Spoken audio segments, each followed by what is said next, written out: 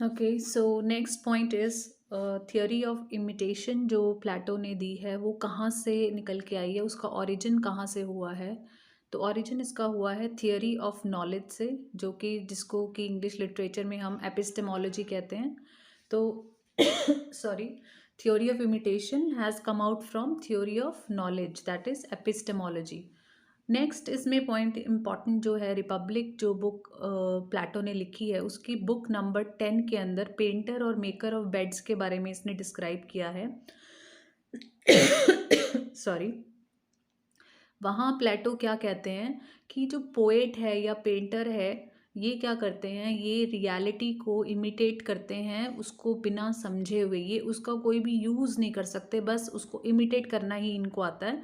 तो पोएट को इसलिए डिनाउंस करता है, इसलिए बोल रहा है कि पेंटर, आर्टिस्ट, पोएट ये सब यूज़लेस काम करते हैं, इनका जो भी कोई काम है वो विदाउट पर्पज़ है। और इसने ये जो क्वेश्चन नेट में आया भी था लास्ट टू लास्ट ईयर कि 4 ऑप्शंस थे कि कौन से किस ऑब्जेक्ट के बारे में प्लेटो ने अपनी बुक में डिस्क्राइब किया है, टेबल, चेयर और 2 ऑप्शंस और थे। तो आंसर उसमें टेबल है, example of table in book number 10। वहाँ एग्जाम्पल को कैसे एक्सप्लेन किया है प्लेटो ने कि जब कोई कारपेंटर टेबल बनाता है तो जो एक आइडिया है कि टेबल की जो फॉर्म है वो एक आइडिया अपने आप में रियलिटी मानते हैं प्लेटो उसको। उस आइडिया से कारपेंटर टेबल बनाता है, तो एक बार आपने इमिटेशन कर लिया, जो रियल आइडिया था उसका इमिटेशन किया, फिर एक पेंटर उस कारपेंटर की टेबल को पेंट करता है अपने पेपर पे, तो 2 बार आपने रियलिटी को इमिटेट कर दिया, यानी कि आपने बिना उसको सोचे समझे आपने 2 बार रियलिटी से दूर कर दिया। तो ये भी क्वेश्चन आ सकता है कि कितनी बार प्लेटो मानते हैं कि इमिटेशन से रियलिटी को दूर किया जाता है। तो ट्वाइस, 2 बार इसको दूर किया जाता है। और ये बुक नंबर 10 में टेबल का एग्जाम्पल डिस्क्राइब किया गया था। एंड ही सेज कि जो पोएट और आर्टिस्ट होते हैं ये लोग कुछ भी उसको उसकी अंडरस्टैंडिंग किए बिना ही चीज़ों को इमिटेट करते रहते हैं। अब बात आती है कि प्लेटो को कौन से डॉक्ट्रिन में बिलीव था। तो प्लेटो को डॉक्ट्रिन में जिसमें बिलीव था वो है art for life sake, as it is written over here in the first point, art for life sake. यहाँ पे ये आर्ट फॉर आर्ट सेक को, जो कि दूसरे आर्टिस्ट एरिस्टोटल वगैरह सब उनको मानते थे कि आर्ट फॉर आर्ट सेक, यहाँ ये मानते हैं आर्ट फॉर लाइफ सेक। इस चीज़ को इनको काउंटर किया था बहुत सारे राइटर्स ने। पहला तो Aristotle countered Plato's doctrine of the idea in the poetics, poetics में एरिस्टोटल ने काउंटर किया। फिर डायो क्राइजोस्टॉम ने 50 to 117 एडी में अपने लेक्चर ऑन नोइंग गॉड में इसको काउंटर किया। फिर फिलोस्ट्रेटस ने 170 to 250 एडी के बीच में ये लिखते थे, तो इन्होंने भी काउंटर किया। और प्लोटिनस ने 205 to 270 एडी में आर्ट को डिफेंड किया। तो उसके बाद जॉन जॉन्स ने 1962 में अपनी बुक में, जो कि नाम था on Aristotle and Greek tragedy, उसमें आर्ट को डिफेंड किया। तो प्लेटो क्या मानते थे कि प्लेटो ने सारे पोइट्स को और आर्टिस्ट को, रिपब्लिक अपनी बुक में बोला कि इन लोगों को सिर्फ इमिटेशन की पड़ी है, इमेजिनेशन में जीते हैं। पर जो आइडियल सोसाइटी होती है that is peopled by hard working and disciplined citizens who would accept realistic rather than imaginative view of life. तो जो नॉर्मल, जो अच्छे सिटीजन्स हैं, हार्ड वर्किंग सिटीजन्स हैं, वो इमेजिनेशन की बजाय आइडियल एक हार्ड वर्किंग है और रियलिटी में जीना पसंद करते हैं, ना कि इमेजिनेशन में। तो जो पोइट्री है, जो आर्टिस्ट जो भी काम करते हैं, उससे ना तो किसी का कुछ भला होता है, ना ही लोग अच्छे बन पाते हैं, ना ही ह्यूमन बींग्स अपलिफ्ट हो पाते हैं। तो सेकंड पॉइंट क्या है, it fails in ennobling and uplifting human beings. तो पोइट्री ये सब नहीं कर पाती, इसलिए कोई काम की नहीं है। तो इसलिए प्लेटो ने क्या किया, पोइट्री को कंडेम किया और पोइट्स को बोला, अब आइडियल स्टेट से बैनिश कर दिया कि वो इसमें रहने के लायक नहीं है। पर ही वॉज नॉट अगेंस्ट, अभी क्वेश्चन आ सकता है, was Plato against all types of poetry? तो he was not against all poets and all poetry. जो पोइट्स गॉड की प्रेज में या ग्रीक हीरोज को एम्युलेट करते हैं आइडियल स्टेट के अंदर, उनको वो वेलकम करता है। जिससे ऐसा हाई आर्ट या ऐसी पोइट्री जिससे कोई अपलिफ्ट होता है, ह्यूमन बीइंग का कुछ भला होता है, तो उन पोइट्स और उन पोइट्री को वो वेलकम भी करता है। तो this is really very. Next हम बात करें कि प्लेटो को क्या क्या प्रॉब्लम्स थी फंक्शंस पोइट्री से। तो फर्स्ट पॉइंट, इसको मैंने पॉइंट्स में लिख दिया है, तो अब मैं डिस्क्राइब कर दूंगी आपको एक एक point. First point is nature and function of poetry. तो प्लेटो ने क्यों पोइट को डिनाउंस किया है, उसके जो आइडियाज़ थे, प्लेटो बोलता है कि मुझे प्रॉब्लम किस चीज़ से, नेचर और फंक्शन ऑफ पोइट्री से है। कि प्लेटो मानते थे कि पोइट्री क्या है, एक इमिटेशन की ही इमिटेशन है। तो it is the ultimate, it is twice remove from reality. तो it is a kind of delusion and illusion of the idea, और it does not possess any kind of truth in it. उसमें कोई सच्चाई नहीं है, वो सिर्फ एक झूठ है। पोइट्री या कोई भी पेंटिंग है, तो उसको किसी इंडिविजुअल के या किसी स्टेट के कैरेक्टर को अच्छा बनाने की बजाय वो सिर्फ मोल्ड करती है उसके अंदर, तो इट इज़ नॉट गुड। तो first point is related to nature and function of poetry. Moving on to the second point, deals with the baser aspects of human nature. तो यहाँ पे प्लेटो का कहना है कि poetry caters to the inferior part of human nature. तो जो imitative poet है, तो वो क्या कर रहा है कि वो कोई रैशनल प्रिंसिपल, सोल के किसी रैशनल प्रिंसिपल को इमिटेट नहीं कर पाता। रादर वो किसको इमिटेट करता है, पैशनेट और फिटफुल टेम्पर को, जो कि इमिटेट करना बहुत ईजी होता है। क्योंकि लिए पोइट्री कैसे हम लिख पाते हैं, जब हम कोई बहुत स्ट्रॉन्ग पैशन हमारे अंदर आता है तब हम पोइट्री लिख पाते हैं। तो वो बेसर एस्पेक्ट मानते हैं इसको, यानी लॉजिक को वो ज़्यादा अच्छा मानते हैं पैशन से या इमेजिनेशन से या फीलिंग से। फिर नेक्स्ट पॉइंट है no strict adherence to poetic justice. सबसे ज़्यादा परेशानी उनको इस चीज़ से थी कि जो ग्रीक लिटरेचर भी था, वहाँ पे कैरेक्टर्स को कैसे दिखाया जाता था कि वर्चू, आपको पता है वर्चू एक कैरेक्टर होता है, एक वाइस कैरेक्टर होता है। तो वर्चू को जब सफ़र करते हुए वो देखते हैं कि बुराई जीत रही है और अच्छाई बहुत सफ़र कर रही है, तो वो इसको मानते थे कि इससे जो लोगों के अंदर ये चीज़ डिवेलप होगी कि जो बुरे लोग हैं वो खुश रहते हैं और जो सच्चे लोग हैं वो अनहैप्पी रहते हैं। तो वो रॉन्ग डूइंग को बढ़ावा दे रहा है। तो पोइटिक जस्टिस नहीं कर, पोइट्री जो है जस्टिस नहीं कर पाती प्रॉपरली। फिर नेक्स्ट पॉइंट है it is not safe guide for human beings. It is not safe for human beings. इसमें यहाँ पे भी प्लेटो क्या है, रीज़न को ज़्यादा वैल्यू देते हैं इमोशन की बजाय। कह रहे पोइट्री इमोशन को ज़्यादा अपील करती है रादर देन रीज़न। इसलिए हमें ये सही दिशा नहीं दिखा सकती जिस वे से हमें लॉजिक या रीज़न या रैशनल थिंकिंग हमें रास्ता दिखाती है। तो पोइट्री क्या करती है, पोइट्री हमें इमोशंस की तरफ लेकर जाती है, और इमोशंस में हम कभी भी सही डिसीजन नहीं ले पाते। फिर नेक्स्ट पॉइंट है place of poet between a prophet and a madman. अभी कहता है पोएट कोई ऑर्डिनरी ह्यूमन बीइंग नहीं है, वो एक इंस्पायर्ड क्रिएचर है जो कि पोम्स बनाता है, जो कि म्यूज से इंस्पायर्ड है। एज यू नो कि पैराडाइज लॉस्ट में मिल्टन ने भी म्यूज को इन्वोक किया था और होमर ने इलियाड में इन्वोक किया था। तो वो एक इन्वोक करते हैं म्यूज को एक पैशन के लिए। तो ज़्यादा अच्छी पोइट्री वो कब लिख पाते हैं, जब वो बहुत ज़्यादा इंस्पायर्ड होते हैं। इसलिए वो एक सेफ गाइड नहीं है, क्योंकि बिना इंस्पिरेशन के वो हमें कहीं पे भी नहीं ले जा सकते। तो ये कह रहे हैं the poet speaks when he is divinely inspired.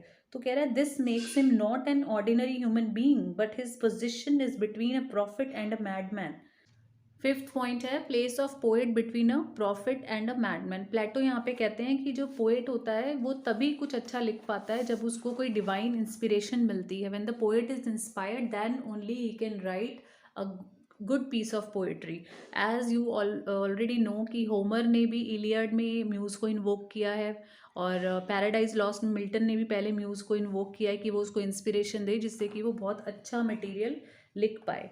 तो वो कह रहा है, प्लेटो कहता है कि बिना इंस्पिरेशन के ये कुछ भी नहीं कर पाते। तो इनको एक स्ट्रॉन्ग पैशन चाहिए होता है, इसलिए वो हमें सही तरीके से गाइड भी नहीं कर सकते और सही तरीके से वो उसके बिना पोइट्री भी नहीं लिख सकते।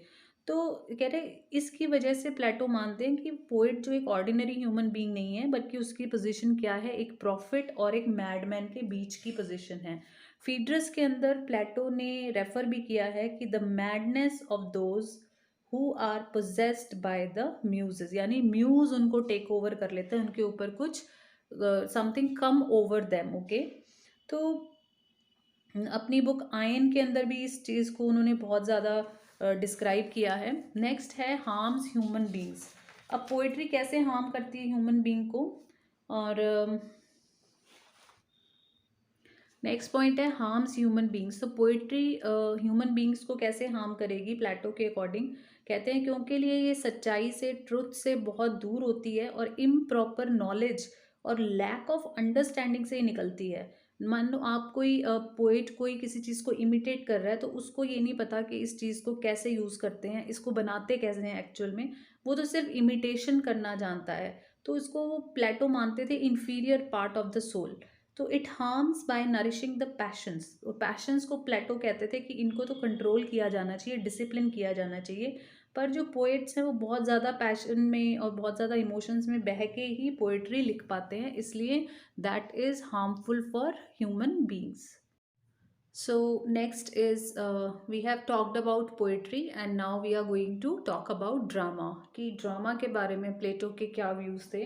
तो प्लेटो मानते थे कि ड्रामा भी क्या है, is also an imitation of an imitation. तो ड्रामा के बारे में भी इन्होंने बुक 10 रिपब्लिक की बुक 10 में बहुत ज़्यादा इलेबरेट किया है।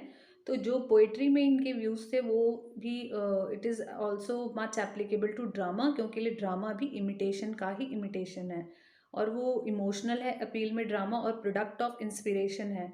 और अब देखते हैं तो ये भी, इसको भी इमिटेशन का इमिटेशन माना जाता है, तो ये भी पोइट्री की तरह मतलब इनके हिसाब से अच्छा नहीं है। सेकंड है drama produces bad taste and indiscipline in the spectators. जो लोग ड्रामा देखते हैं, तो इनका ये बहुत सीवियरेस्ट ऑब्जेक्शन था ड्रामा के अगेंस्ट कि जब हम ड्रामा को देखते हैं स्टेज पे, तो जो राइटर होता है, ऑथर होता है, उसको अच्छे कैरेक्टर्स भी दिखाने होते हैं, नोबल इंस्टिंक्ट भी दिखाने होते हैं और बेसर इंस्टिंक्ट भी, यानी कि इन्फीरियर जो फीलिंग्स या कैरेक्टरिस्टिक्स होती हैं वो भी उनको प्रेजेंट करनी होती हैं स्टेज पे। तो जो प्लेटो का व्यू था कि people are prone to be easily affected by the presentations of baser instincts. और वो कौन से हैं? जैसे कि प्राइड, लस्ट, ट्रेचरी। तो इसलिए ये सारे प्लेस को कंडेम करते हैं, क्योंकि लिए इनकी वजह से बैड टेस्ट डेवलप होता है और इनडिसिप्लिन आता है जो लोग उनके स्पेक्टेटर्स हैं, जो लोग ऑडियंस जो है। फिर third point is demoralises the actors themselves. अब ये बता रहे हैं कि जब ड्रामा को हम स्टेज करते हैं तो जो एक्टर्स होते हैं, क्योंकि लिए जब बार बार वो क्लाउन्स के रोल प्ले कर रहे हैं, क्रिमिनल्स के, गूंस के, विलन्स के रोल प्ले कर रहे हैं, तो कहीं ना कहीं उनके अंदर भी ये बुराइयां डेवलप हो जाती हैं और बार बार वही सब करने से उनके अंदर ये कैरेक्टरिस्टिक आ जाती हैं। अब कह रहा है कि जब वो अच्छे कैरेक्टर्स प्ले करते हैं, लाइक करेज के, विजडम के, वर्च्यू को, तो उनको इतना बेनिफिट नहीं होता, क्योंकि लिए जो बहुत बुद्धिमान लोग होते हैं और जिनका टेम्परामेंट काम होता है, उनको इमिटेट करना इतना इजी नहीं है, क्योंकि लिए जिस चीज़ में फ़ायदा लगता है मैन को, उस चीज़ को वो जल्दी अडेप्ट करता है। तो एक्टर्स को ये डीमोरलाइज करता है, इसलिए भी ये ड्रामा को कंडेम करते थे। फिर कह रहा है कि drama appeals to human emotions. कहते हैं drama plays on human emotions. कहते हैं it appeals to emotion rather than reason, कि रैशनैलिटी कहीं नहीं है। हमारे अंदर टेरर, पिटी, सफरिंग, मिजरी, ये सब चीज़ें हमारे अंदर ये जो ड्रामा होते हैं ये इसको अपील करता है ये सब। तो इससे क्या होता है कि हम उदास होते हैं और हम बुरा फील करते हैं, बैड फीलिंग होती है हमारे अंदर। तो इससे अच्छा वो कहते हैं कि हमें रैशनैलिटी के साथ रहना चाहिए, ना कि इमोशनल होके चलना चाहिए। तो ये सब ड्रामा के बारे में प्लेटो के व्यूज़ थे। नेक्स्ट लास्ट पॉइंट प्लेटो के बारे में है कि इनका कंट्रीब्यूशन क्या था लिटरेरी क्रिटिसिज्म के लिए। तो first point is his approach to art and poetry has been philosophical. इनकी जो अप्रोच थी वो बहुत ही फिलोसफिकल थी, कहीं भी क्रिएटिव अप्रोच इनकी नहीं रही है, तो फिलोसफिकल अप्रोच थी। Next, he is more concern with foundation of ideal state rather than literature. इनका जो कंसर्न था वो ये था कि एक जो वर्ल्ड है वो आइडियल स्टेट होना चाहिए, आइडियल जगह होनी चाहिए रहने की, ना कि लिटरेचर के लिए इनके ज़्यादा वो नहीं थे, क्योंकि लिए इन्होंने हमेशा पोइट्री को कंडेम किया है। And next, theory of inspiration इन्होंने ही दी थी, ये एक पॉजिटिव कंट्रीब्यूशन है लिटरेरी क्रिटिसिज्म के लिए।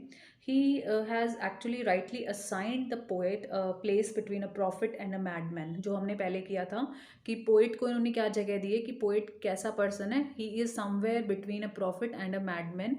Y? Because he is inspired like when he is inspired, then only he can write something good. So he is possessed by the divine inspiration of the muse, as I told you that in Paradise Lost Milton भी invoke करते हैं muse को, Homer invoke करते हैं muse को Iliad में, तो इसलिए उसको मैडमैन और प्रॉफिट के बीच की जगह दी है। ये मानते हैं कि आर्टिस्ट अच्छा वही है जो कि एक कैरेक्टर को और उससे रिलेटेड पूरे जो वर्ल्ड है, संसार है, उसको मोल्ड करे बेटरमेंट की तरफ, तो वो पोएट्री नहीं करती है।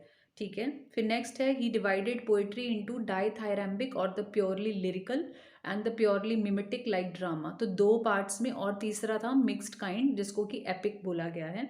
तो तीन में इन्होंने डिवाइड किया, डाइथायरैम्बिक और the purely lyrical, this is important, and the purely mimetic and the mixed kind that is called epic. ठीक है, तो आई होप यहाँ तक आपको अच्छे से समझ में आ गया होगा। और ये he was among the earliest who recognise the superiority of epic over drama. और विच एपिक, ऐसे एपिक जो कि गॉड की प्रेज में लिखे गए हैं, तो उनको ये सुपीरियर मानते थे। और आइडिया ऑफ सेंसरशिप भी इन्होंने ही स्टार्ट किया था। And last point, he condemns poetry which is detrimental to the welfare of the society. ऐसी पोइट्री जो कि सोसाइटी के लिए हार्मफुल रहती है, उसके लिए इन्होंने लॉज अपनी एक वर्क में लिखा था कि कोई भी पोइट्री लिखता है तो उससे कंसर्न जो जजेस हैं उनसे अप्रूव करवाना चाहिए कि वेदर इट इज़ हार्मफुल और it is related to betterment of the society, तभी उसको अप्रूव किया जाना चाहिए, otherwise it is not good for society. तो here we have completed Plato. All the important points of Plato are completed here. So if you want the notes also for NET and RPSC, you can contact me, you can write in the comments section. So I will provide you with the PDF of the notes, and that will be really helpful for you in NET and as well as in RPSC or any exam which is related to English literature. So friends, that's all for Plato, and now we will be studying Aristotle in the next lecture. So whatever questions you have regarding this, and we are also going to discuss MCQs related to NET and RPSC. Okay, so thank you so much, and please do write in the comment section how do you like the video, and like, share and subscribe. Okay, thank you, goodbye.